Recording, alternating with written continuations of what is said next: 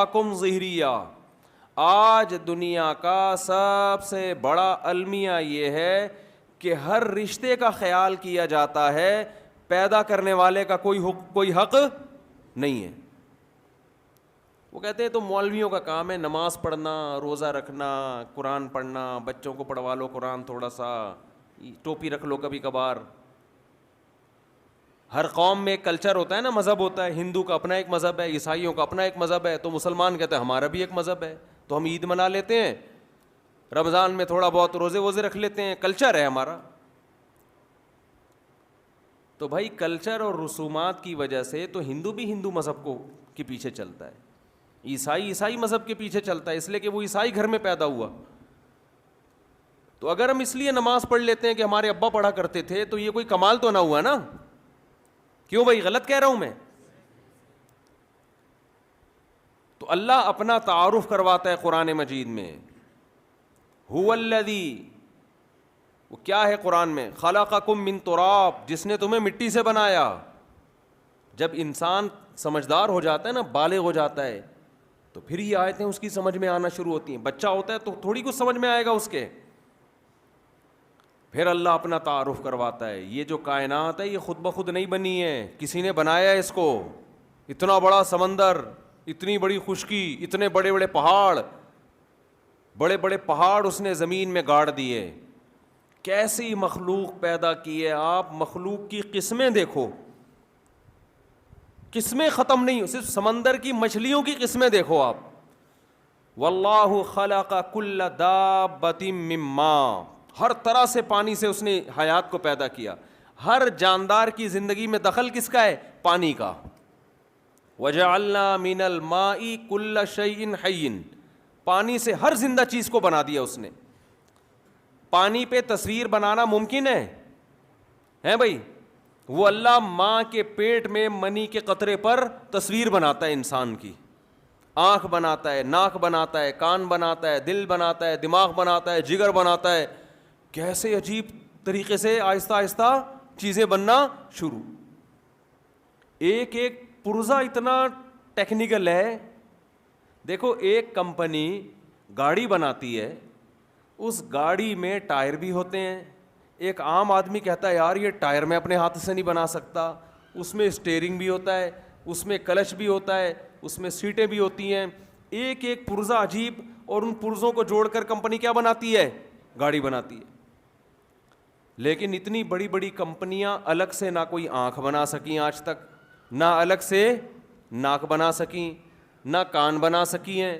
Japan کی کوئی company جو بڑی بہترین گاڑیاں بناتی ہو, آپ اس کے پاس جاؤ, بولو آرڈر پہ ایک آنکھ بنا دو, ہمیں بنا سکتے ہیں؟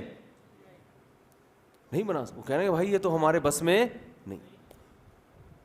بنا دیں گے تو پتھر کی اس جیسی شکل, ہم کہ دیکھنے والی آنکھ بناؤ. کہہ رہے ہیں بھائی یہ ہمارے لیے ممکن, ایسی آنکھ جس میں روح ہو, زندگی ہو, حیات ہو, کوئی بنا سکتا ہے کیا؟ اور اللہ ماں کے پیٹ میں یہ چیزیں بناتا ہے پانی کے ایک قطرے سے, روٹی سے بناتا ہے اللہ تعالیٰ یہ ساری چیزیں. کیسے دیکھو, ماں کو حمل ٹھہرتا ہے. ماں کیا کھاتی ہے جس سے بچے کی آنکھیں بنتی ہیں؟ ماں کیا کھاتی ہے جس سے بچے کی زبان بنتی ہے؟ ماں کیا کھاتی ہے جس سے بچے کی سر بنتا ہے, دماغ بنتا ہے, گردے بنتے ہیں, کلیجی بنتی ہے, پھیپھڑے بنتے ہیں, گھٹنے بنتے ہیں, انگلیاں بنتی ہیں. روٹی کھا رہی ہے. منوڑا میں کچھ اور تو نہیں کھاتی نا مائیں. روٹی کھائے گی اس سے بھی آنکھ بنے گی, مچھلی کھائے گی اس سے بھی آنکھ بنے گی, اور آم کھائے گی اس سے بھی آنکھ بنے گی, کھجور کھائے گی اس سے بھی آنکھ بنے گی. آنکھ بھی بنے گی, ناک بھی بنے گی, دل بھی بنے گا, دماغ. یہ ہم اور آپ کو اللہ ماں کے فی ظلمات ثلاث, قرآن کہہ رہا ہے یخلقکم فی بطون امہاتکم, تمہاری ماؤں کے پیٹوں میں تمہیں بناتا ہے 3 اندھیروں کے اندر. کوئی اندر انجینئر نہیں بیٹھا, کوئی میکینک نہیں بیٹھا, کوئی مزدور نہیں بیٹھا جو ڈینٹنگ پینٹنگ کا کام کر رہا ہو بیٹھ کے, نہ آپ کی آنکھ ٹھوک رہا ہو وہاں بیٹھ کے, دانت جوڑ رہا ہو آپ کے وہاں بیٹھ کے, ناک پہ جناب پلاسٹک لگا رہا ہو, ایلفی لگا کے ناک فکس کر رہا ہو. ہمارا رب 7ویں آسمان پہ, اور 3 اندھیروں میں, ماں کے پیٹ میں 3 اندھیرے, ایسا اندھیرا کہ ہاتھ سجائی نہ دے, کوئی اندر جا کے دیکھنا چاہے دیکھ نہ سکے. ان 3 اندھیروں میں کنسٹرکشن کا کام ہو رہا ہے بھائی. ایک تعمیر ہو رہی ہے، کس کی؟ انسان کی. خدا کی قسم بڑے بڑے بلڈر حبیب بینک کی بلڈنگ سے 20 گنا جیسی اونچی بلڈنگ بنا سکتے ہیں. ایک چھوٹا سی مکھی قرآن کہہ رہے نہیں بنا سکتے. سارے جمع ہو جائیں تو بھی ایک مکھی نہیں بنا سکتے. انسان تو بہت دور کی بات ہے. ایسے کمالات جس خدا کے ہوں، اس خدا کو بھول جانا، اس خدا سے محبت نہ کرنا، اس کی نافرمانی کرنا دنیا کی سب سے بڑی بے وقوفی ہے یا نہیں ہے؟ آپ ٹکر لو علاقے کے دادا سے، محلے کے دادا سے ٹکر لے لو، بچ جاؤ گے آپ. دیکھو بڑے بڑے بدماش ہوتے ہیں نا، لوگ ان سے ٹکر لیتے ہیں. کیوں؟ اس لیے کہ ان کے پاس اس سے بھی بڑا ایک بدماش ہوتا ہے. آپ نے منوڑا کے بدماش سے ٹکر لے لی، وہ بدماش بولے گا تو نے مجھ سے ٹکر لی ہے. آپ اس کو کسی دوسرے بڑے بدماش کا حوالہ دے دو گے. ایسا ہی ہوگا نا، آپ بولے گا میں لیاری کے بدماش کا آدمی ہوں. تو بڑے سے بڑے بدماش سے آپ ٹکر لے سکتے ہو، اس لیے کہ جس سے آپ ٹکر لوگے اس سے بھی بڑا بدماش دنیا میں موجود ہوگا. کوئی دنیا میں ایسا نہیں جو کہ میں سب سے بڑا بدماش ہوں. سب سے بڑا تو امریکہ بدماش ہے، اس نے افغانستان سے ٹکر لے لی ہے بھائی. تو ہر جگہ ہر بدماش کے اوپر بھی ایک بدماش بیٹھا ہوا ہے. لیکن اللہ سے ٹکر لے کے آدمی کہاں جائے گا بھائی؟ وہ تو بنا رہا ہے ہم کو، وہ تو کھلا رہا ہے ہم کو.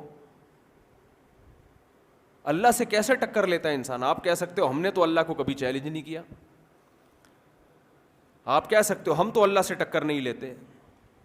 ایسے کمالات ہیں اللہ کے. اللہ تعالیٰ اپنے کمالات بھی بیان کرتا ہے، اپنی طاقت بھی بیان کرتا ہے، اپنے احسانات بھی بیان کرتا ہے. 3 چیزیں ہوتی ہیں نا. ایک ہے صاحب کمال، عجیب عجیب چیزیں بنا رہا ہے جو انسانی عقل سمجھنے سے قاصر. ایک ہے ایسی بڑی بڑی چیزیں بنا رہا ہے.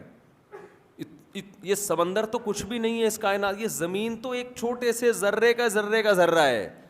اتنی بڑی بڑی کہکشائیں، اتنے بڑے بڑے ستارے سیارے. زمین جیسے 13 لاکھ زمینیں بنے تو ایک سورج بنتا ہے، اتنا بڑا سورج. اور کیسے آگ کا گولا ہے نا، جل رہا ہے، کتنے بڑے بڑے شعلے پھینک رہا ہے. لاکھوں سال ہو گئے سورج کے اندر ایندھن ختم ہونے کا نام نہیں لے رہا، ایسے جل رہا ہے. تو اتنا طاقتور اور اتنا اپنے بندوں. کمالات کیسے ہیں اس کے؟ چوزے انڈے کو دیکھ لو آپ. جب مرغی انڈا دیتی ہے اس کو توڑ کے دیکھو، کہیں چونچ نظر آتی ہے آپ کو اس کے اندر؟ میرا خیال ہے منوڑا میں آتی ہوگی آپ لوگوں ہے بھائی. کہیں چونچ نظر آئی؟ کہیں اس کے اندر پر نظر آتے ہیں؟ ایک زردی ہے ایک سفیدی ہے، پکا کے کھا جاؤ. مرغی میں کوئی عقل ہے؟ لیکن مرغی انڈا دیتے دیتے دیتے دیتے اس کو کون سکھاتا ہے کہ ابھی تو ان انڈوں پہ جا کے بیٹھ جا. ہمیں مسجد میں اعتکاف میں 10 دن بٹھانے کے لیے پورے سال امام صاحب تقریریں کرتے ہیں، تب جا کے ہم بیٹھتے ہیں. پھر بھی سب لوگ نہیں بیٹھتے، تھوڑے سے بیٹھتے ہیں، زیادہ تر باہر رہتے ہیں. کیا خیال ہے؟ 10 دن کے لیے ہم کو ایک جگہ، پھر ایک جگہ بھی نہیں بیٹھتے، مسجد میں بھی پھدکتے رہتے ہیں. کبھی وہاں بیٹھ گیا، کبھی ادھر جا کے ادھر بیٹھ گیا، کبھی ادھر بیٹھ گیا، کبھی ادھر بیٹھ گیا، کبھی وضو خانے، کبھی بیت الخلاء بیٹھ گیا. تو اب نکل ہی نہیں رہا وہاں سے. اب تو پولیس بلوانی پڑے گی، بھائی باہر آ تو یار، اور بھی لوگ گھسیں گے اندر. جو نہیں بیٹھنے کی جگہ ہے وہاں گھنٹوں گھنٹوں بیٹھے گا. مسجد کی صف میں نماز کے انتظار میں 5 منٹ بیٹھنا مشکل اس کے لیے. یہ وہ انسان ہے جو بڑا ذہین ہے، جس کو پتا ہے کہ مسجد میں بیٹھنے کا فائدہ ہے. مرغی میں کیا عقل ہوتی ہے؟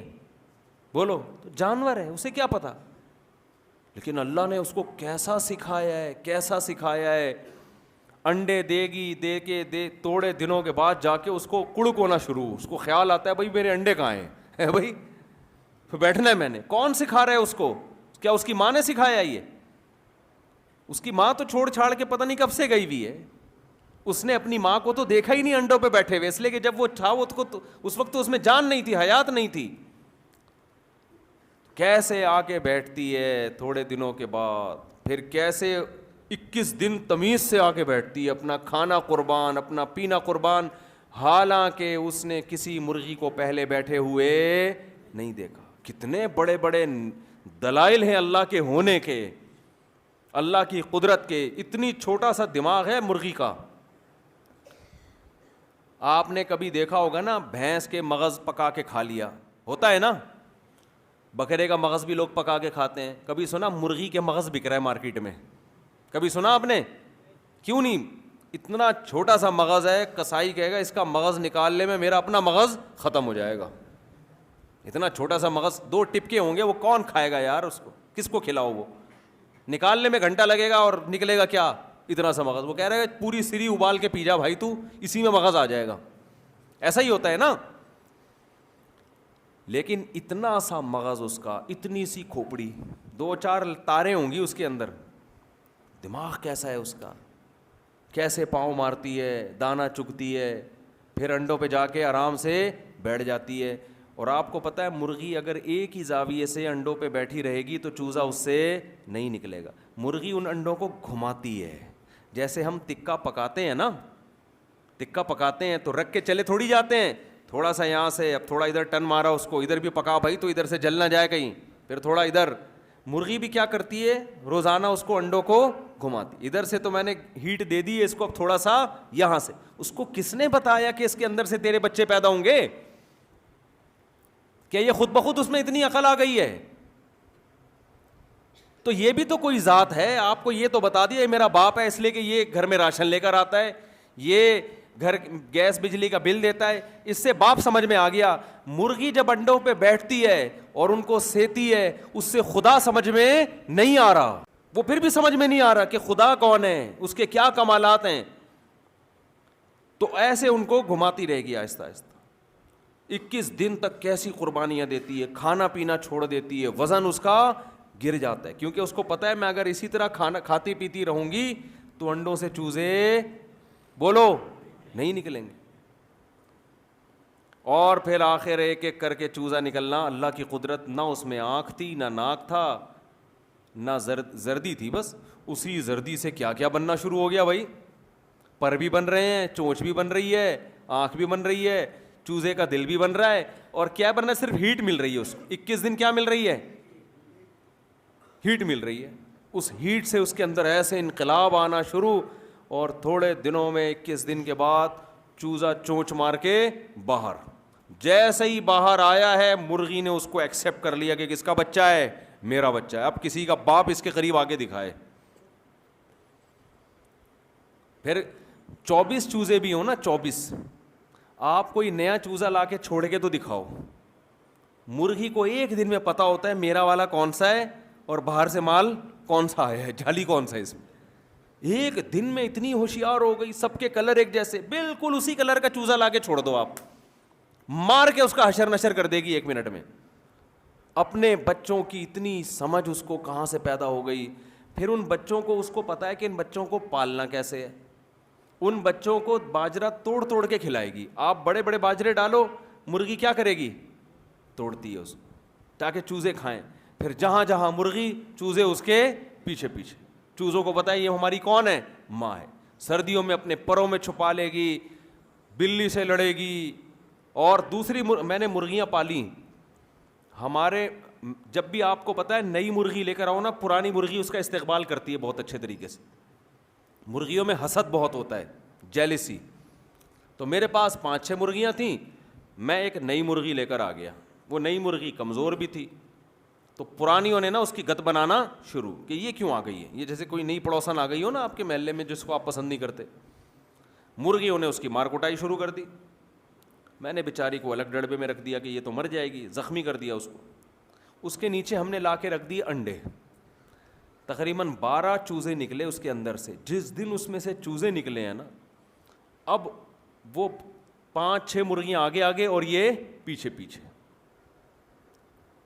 اب بچوں کی حفاظت کے لیے نا اللہ نے اس میں اتنی قوت پیدا کر دی. صحت وہی ہے پرانی، کانفیڈنس، قوت، طاقت اتنی پیدا ہو گئی ہے کہ اب کوئی مرغی اس کو چھیڑنے کا نام نہیں لیتی. یہ اللہ نے اس کے دل میں رکھا کہ تو اگر آج مر جائے گی تو تو اکیلی نہیں مرے گی، تیرے بچے بھی مر جائیں گے. اس سے یہ بھی پتہ چلتا ہے کہ جس عورت کے بچے ہوتے ہیں اس میں کانفیڈنس، اعتماد پیدا ہوتا ہے، اس میں قوت پیدا ہوتی ہے. 1-2 بچوں کے ساتھ عورت طاقتور نہیں بنتی. سمجھتے ہو کہ نہیں سمجھتے ہو؟ ابھی نہیں سمجھے، ابھی بعد میں سمجھاؤں گا یہ اچھی طریقے سے اور زیادہ. ابھی سمجھ میں نہیں آیا آپ کو. تو بھائی اس طریقے سے اللہ کیا کر رہا ہے, ہمیں مرغیاں کھلا رہا ہے. یہ مرغی سارے کام کس کے لیے کر رہی ہے؟ بولو نا, ہمارے لیے کر رہی ہے, اپنے لیے تھوڑی کر رہی ہے. وہ اتنے محنت سے محبت سے چوزوں کو پال پوس کے بڑا کرے گی, کاٹ کے کون کھائے گا؟ ہم کھائیں گے. یہ ہمارے لیے ہو رہا ہے سارا. تو اللہ تعالیٰ کے احسانات بھی ہیں, اللہ تعالیٰ کے